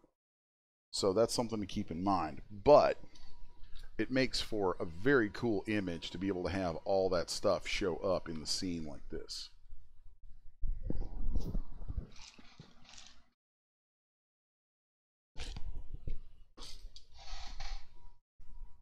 So let's look at how I'm framing this shot now just a little bit. And I know I have a bad habit as an artist of shooting things from worm's eye views. It's just because I love the sense of enormity you get when you're looking up at things. Maybe it just comes from growing up in a place that didn't have large buildings or something. I don't know. But I love that sense of scale and just epic nature that these worm's eye views give. So here I'm going to take my camera and manipulate it so that I have this worm's eye view. And one of the other nice things about a shot like this, where we've got this sort of little, almost like a shipyard sort of deal going on with these mechs, is having them positioned like this, I can swing the camera around and get some nice shots from different angles that are all going to be really valid pieces of artwork. So it does look as though on this guy right here, I might need to alter some materials. So let's take a quick look at that.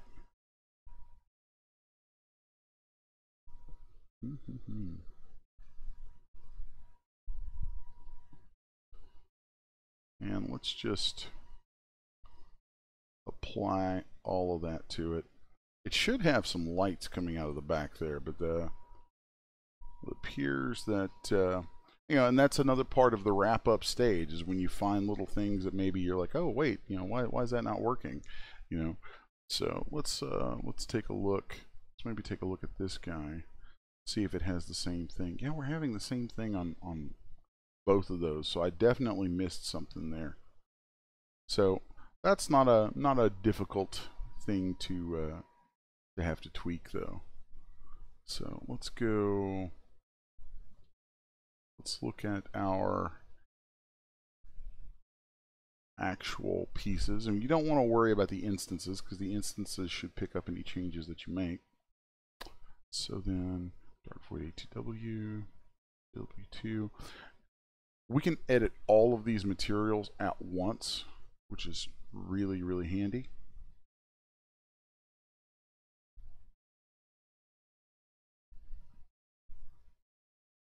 So I'm going to select, let's see, let's do rear lights A.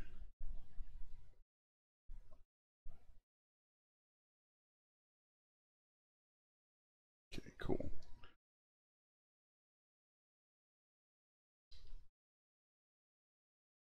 And then I want to really just want to go down to their emission. And let's just make those emissive for now. Although, you know what, let's do this differently. Let's go to just the red guy right here and just the red guy right here. I think those are our two. I want to make sure I'm not selecting an instance. Okay, cool. Let's grab maybe even just one of these. Let's do a material selection.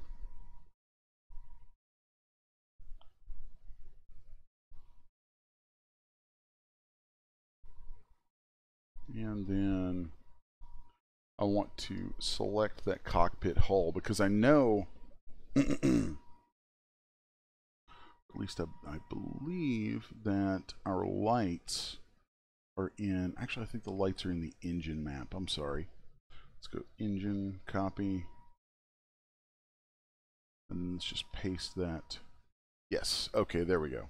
That's what we're looking for. That's exactly what we're looking for. So once I've copied that engine material, I'm going to paste that onto all of these lights.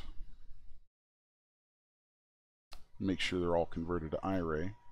Now I can paste those onto the lights. And then I also want to grab the engine port. All right. So I'll paste those in place. And I'm also going to overwrite my material that I have up here. Since I can see that there was a problem when this loaded, this is a great chance to tweak that out a bit. So let's go turn up some emission for these lights back here. And let's do lights A. Those are our green lights. And if we set that emission to white, we should be able to actually just plug in our red engine texture.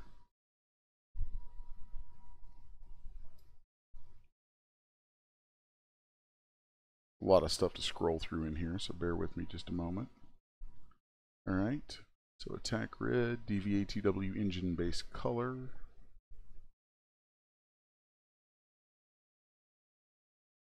So I want to,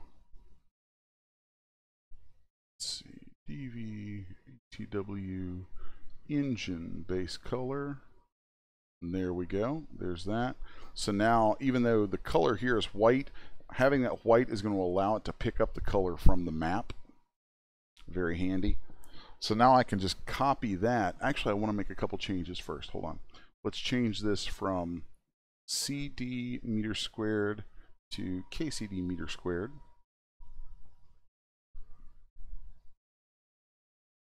And if I zoom out up here just a little bit, I should see that guy, and we should see a nice glow come off of that. There we go. So now let's copy that material. And even though the other lights are different colors, I can just paste those on because we're allowing the color of the lights to be driven by the mapping. And the same is true for the engine port. So let's paste that on there. Now you'll see your engine ports come out with that nice blue ring to them.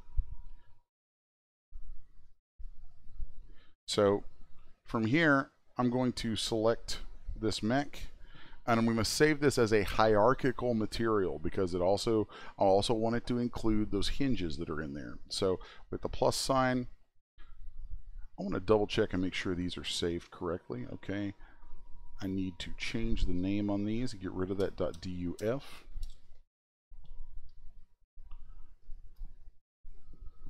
Okay, and now we're going to save a hierarchical material preset for attack red. Hit yes. Yes, I want everything that's there. I want it exactly like it is. And of course, it's going to overwrite that. So we just browse, delete that PNG, refresh.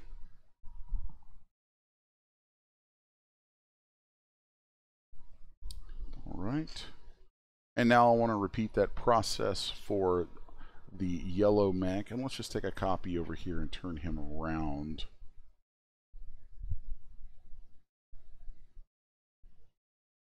So that we can actually see some results of it.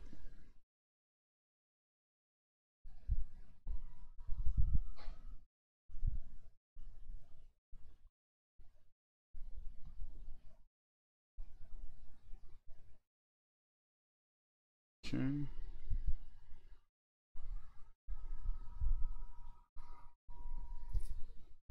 And now let's just select that material. And we need the engine port and all of the lights to be converted to iRay. There's that. And we could paste the material that I had for the red mech, but it's using maps that come from the red mech. pardon me, and I want to make sure that I have the correct maps referenced, because the yellow mech has some different maps, and I just want to make sure that stuff clean. Even though they have the same light structure in the back, those lights will have the same colors, I still want to make sure that they reference the same maps. So let's just let's paste that onto lights A. Actually, I don't want to paste that. Why did I say that? I want to grab the cockpit hull, copy, and then paste that onto lights A. I'm going to redo the light setup. But by doing it this way, it's easier, at least to me, it's easier and more intuitive to change that material emission setup than it is to double check the maps and everything. So I'll go into my emission color, and it gives you guys an opportunity to see that again. I'll set that to white. And then grab my yellow engine base color. And then we're going to set our luminance units. Then I will copy that material and paste it to all of those. So now we can see that in the background. And in theory, it should also pick up on this guy.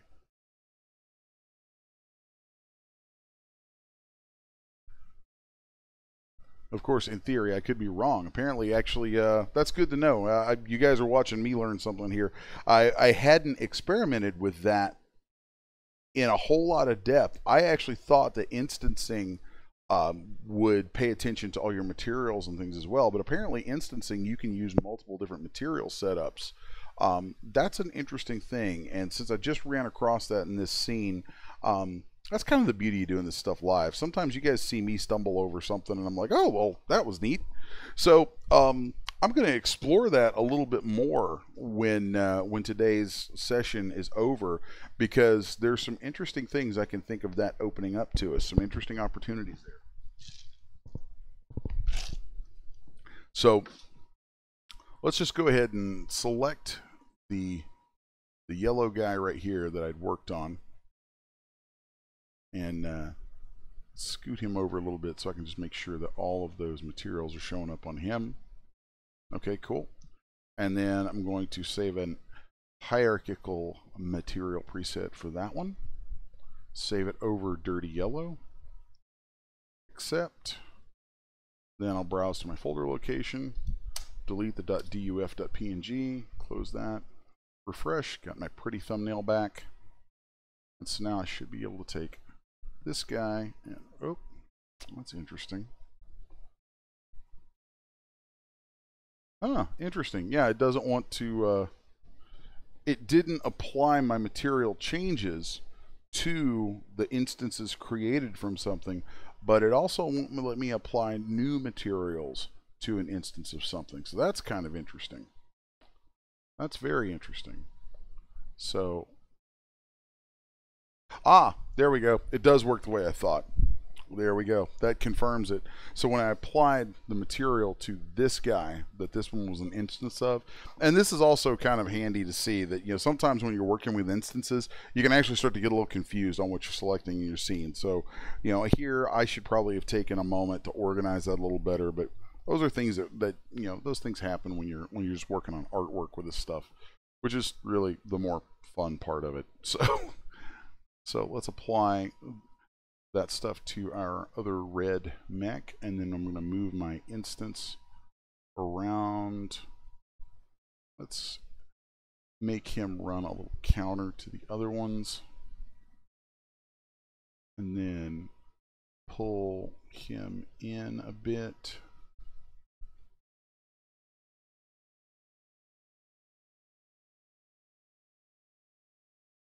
There we go. I like that. I wanted it to fill that space there. It's another one of those moments, like I was saying earlier, where the silhouette is really handy. Okay. So here, I'm just moving this camera over, and I'm going to let a little bit of this guy go out of shot. Let's grab this one.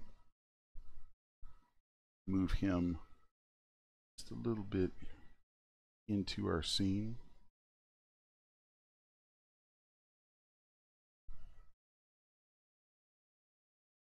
And then this guy right here, I'm going to grab and move off to the side a little bit. So I'm just filling in this space and doing it in this strategic sort of way, so that you have one scene that shows all these different angles of this vehicle. Also shows the textures from some different angles. You're actually giving the customer a lot of visual information here about the product, and yet at the same time still doing something that's kind of a cool piece of artwork, you know, where you've got all these mechs kind of sitting there together like they're, you know, decommissioned, or they're waiting for their pilots or whatever, you know, wherever your imagination goes with that, but all those things play together. So I like this shot. I'm going to go back to a single view so this goes larger on screen and you guys can see it. So I like this shot, and I'm going to save that. So here I'm just going into my libraries, and you notice, you guys will probably see this a lot. It's like when you see my libraries, you'll almost always see a folder at the top tier of it labeled dev. That's where all my developmental junk goes. So I'm going to call this promo 3. And make note of the fact that the default perspective camera in DAZ Studio does not animate. So you have to be using a camera, an actual camera you've created, in order to do what I'm about to do next. So here we have camera 1 selected, and we actually don't have to have it selected in our actual like parameters or in our scene. As long as that camera is active, if we go anywhere on the timeline and we move that camera, we make any changes to the view, then that's going to be animated. So the next thing I'm going to do here is go over a frame and swing this camera around and look for another interesting shot. And I actually think that I want to move in and kind of use this big guy right here in the foreground to frame up some stuff and really push my focus to create that depth and sense of epic scale.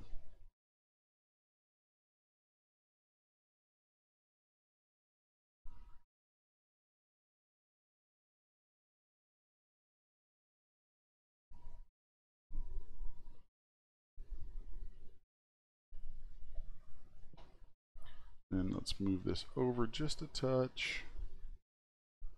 Rotate this a little tiny bit.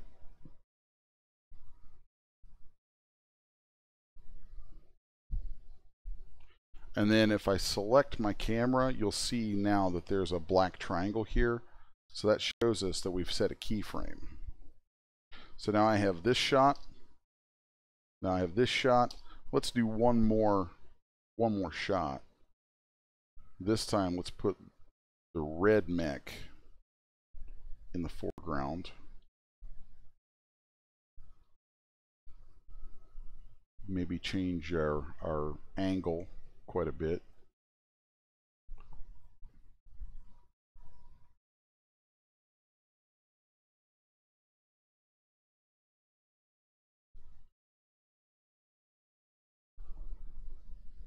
All right.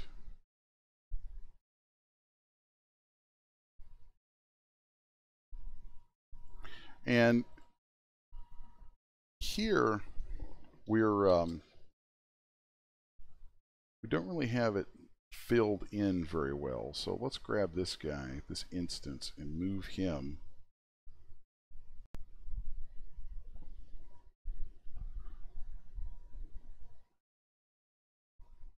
Okay.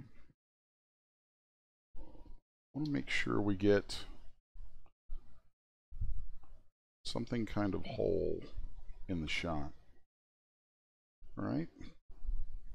And so now if I arrow back across my timeline, here's 3 pieces of pop-up art ready to be rendered. So I'll set my range on this to 3.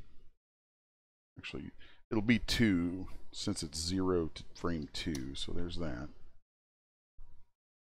And now this is ready to be rendered.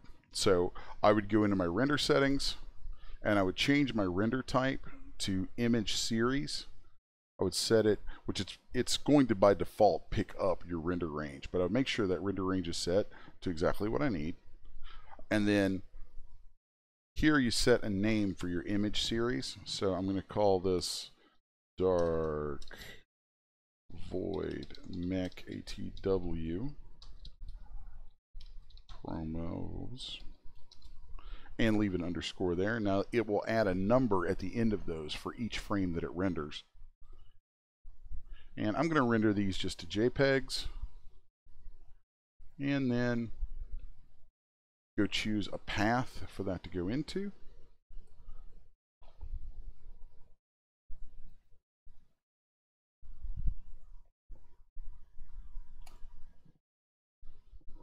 And now I save my file, and when I want to a little bit later, I can come back and set this up, tell it to render, just walk away, and all 3 of those images will render for me at this HD size. So that is going to cover that. That's going to bring that mech to a close.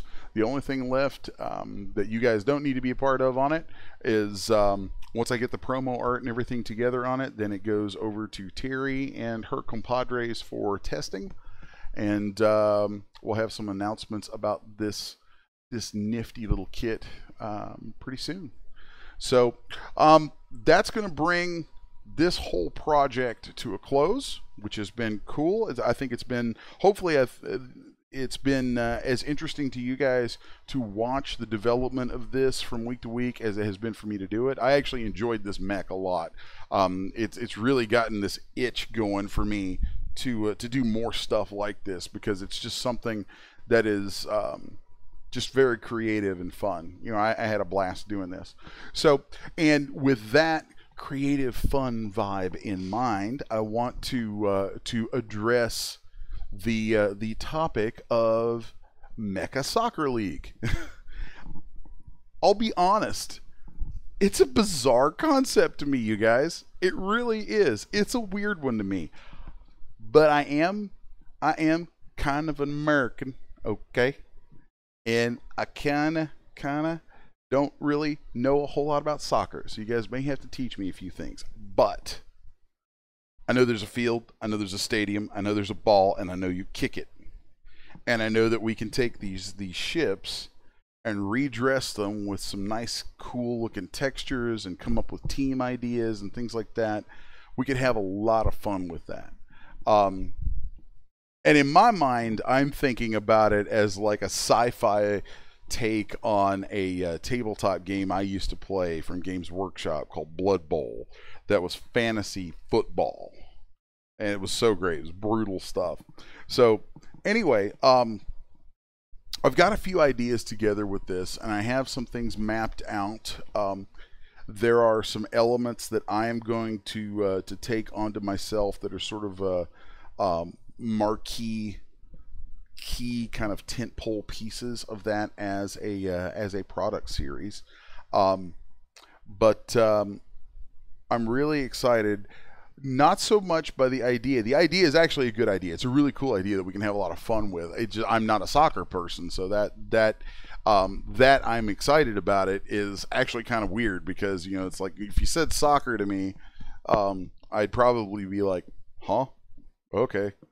But no, it's actually really cool to me that you guys all talked about this in the chat and organically on your own. We're like, oh, we should do this. This would be cool. And multiple people have actually reached out to say, man, we should do that. So I am going to spearhead this thing as a project. And from the outset of the Content Artist Development Series, okay, this content artist development program, from the outset, my eventual goal was, or one of my goals, was to be able to have this program where folks who wanted to expand their skills would do so, and hopefully in the context of it, kind of learn each other and develop some relationships with each other, so that at some point they started to work together. And without any prompting from me, you guys tossed the idea out to do exactly that. That is so cool. That excites me. That excites me a lot. That's great stuff. So I'm going to take the reins of that and help kind of spearhead it and manage that as a project. And since that grew out of this artist development program, I'm going to be rolling it into the schedule of the artist development program through the next quarter.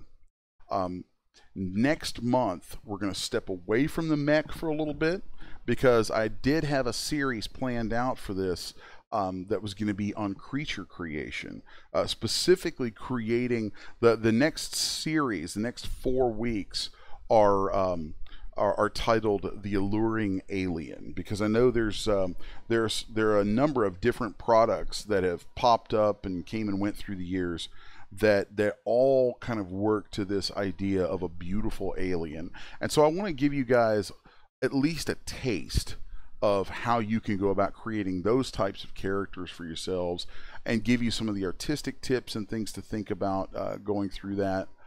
As well as take you through the technicals of it. So that is in place, and that's already scheduled. But after that, we're going to come back to the mech, and we're going to start working on the Mecha Soccer League. So I think that's going to be a lot of fun. I'm hoping that in the course of doing that, we're able to look to some of the folks who have been here and folks who've reached out to us, and I'll be able to kind of assess your skills a little bit. I'm gonna look and say, okay, who's good at poses, who's good at textures, who maybe wants to try to build, I don't know, maybe build some add-ons to this mech, you know. And then there's also some things about story and context for this as a product line. And so I'm gonna be reaching out to you guys and probably setting up an occasional. It's not going to be a real involved thing, because it's not like a game project. It's not going to be something that huge. But I am going to coordinate and maybe try to have a group chat from time to time with you guys about the nature of the project, and talk about some art direction, some concept, and work that stuff out so that we all have a nice bit of direction on where we go with our work. And I think that that's something that's oftentimes lacking from folks in the content market. Is it's very easy to kind of find cool looking clothing out there, or character concepts and things like that, and then go, well, I want to make something kind of like that, and then that's about it. You just sort of spit out this thing, whereas something like this gives you food for thought. You've got context, you've got other people. Oh, well, this guy's making this, well, if I make this, that'll go really well with it. And there's a way that you folks, who I've been meeting with every week for a long time now, we've been doing this for about a year, there's a way that you guys start to come together as your own little sort of community. You come together as your own little group of folks working on an idea together that you have shared in and helped take to the next level. So that's something very cool that I was really stoked when I saw that conversation and how that stuff was coming about. It was like, wow, they're doing it. They're doing what I hoped they would do, and I didn't even have to ask them to. This is great. And so that's very exciting stuff, and that's where we're going to be moving to next. So I thank you guys for that too. That's a great thing, and it really, really excites me and makes me very happy to see that, yes, my theory on where we could go as a group is absolutely correct. And if my other theories on this are correct, then where we can take some ideas like this, it'll be really neat to see how that all plays out. So and I thank you guys for sticking around and being part of this and hanging out for these, and it's just cool. It's so cool. I mean, there's so many layers to how that conversation and this as a project works out in a really neat way that's very satisfying for me, that I don't know if you guys can even kind of get your heads around that, but that's an incredibly cool thing, and I thank you guys for that. So anyway, that's enough chit chat for now from me about all that. There's going to be some announcements and things coming, some posts to Facebook and all that kind of stuff regarding the Mecha Soccer League project, and so watch for that. I'm actually very glad that I have this other stuff scheduled so that I have a little bit of lead time to kind of do a little early project management, some concept development, things like that, so that we can make sure that this really works out. But there will be more announcements coming with that. So keep your eyes and ears open on all of that sort of thing. So next week, like I said, we're going to be doing beginning the Alluring Alien series, and let me just find a little something that I can show you guys about that. Kind of, I don't know, I kind of like to forward announce this one just a little bit. Let's go right here. So here's a little taste of where we're heading with that. It's going to be some really cool stuff. I actually like the idea of maybe having folks work on some aliens that will participate in the soccer game. You can have some humans versus the whatever you want to call them. So that's some neat stuff. So anyway, guys, thanks to everybody as always for coming out. Especially thank you guys, for, like I said, for all that conversation and the way people are talking about wanting to work together and do some stuff. That's really cool. That's going to be some powerful stuff. I can't wait to see that all come together. I'm going to scan back through the chat for a moment and see if I have any questions or comments that I need to look at. Yeah, I see a Yay Blood Bowl out there. That's cool. All right. Terry said kind of like murder ball for wheelchairs. That's great. Ay.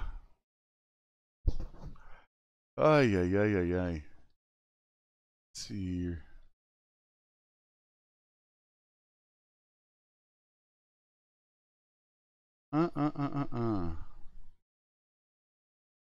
All right, folks. So that kind of covers it for the chat for me. Oh, sorry. And so thank you guys for being here. I'm really excited, really happy with the way things turned out. I hope you guys were able to pick up some cool stuff from this last installment of the Mechanical series. I will catch you guys next week for the beginning of the Alluring Alien series. So till next time, I am Les from 6S1 here for CGBytes. Thanks to Terry and Jason for manning the chat today and keeping everything rolling. Till next time, you guys keep making cool stuff.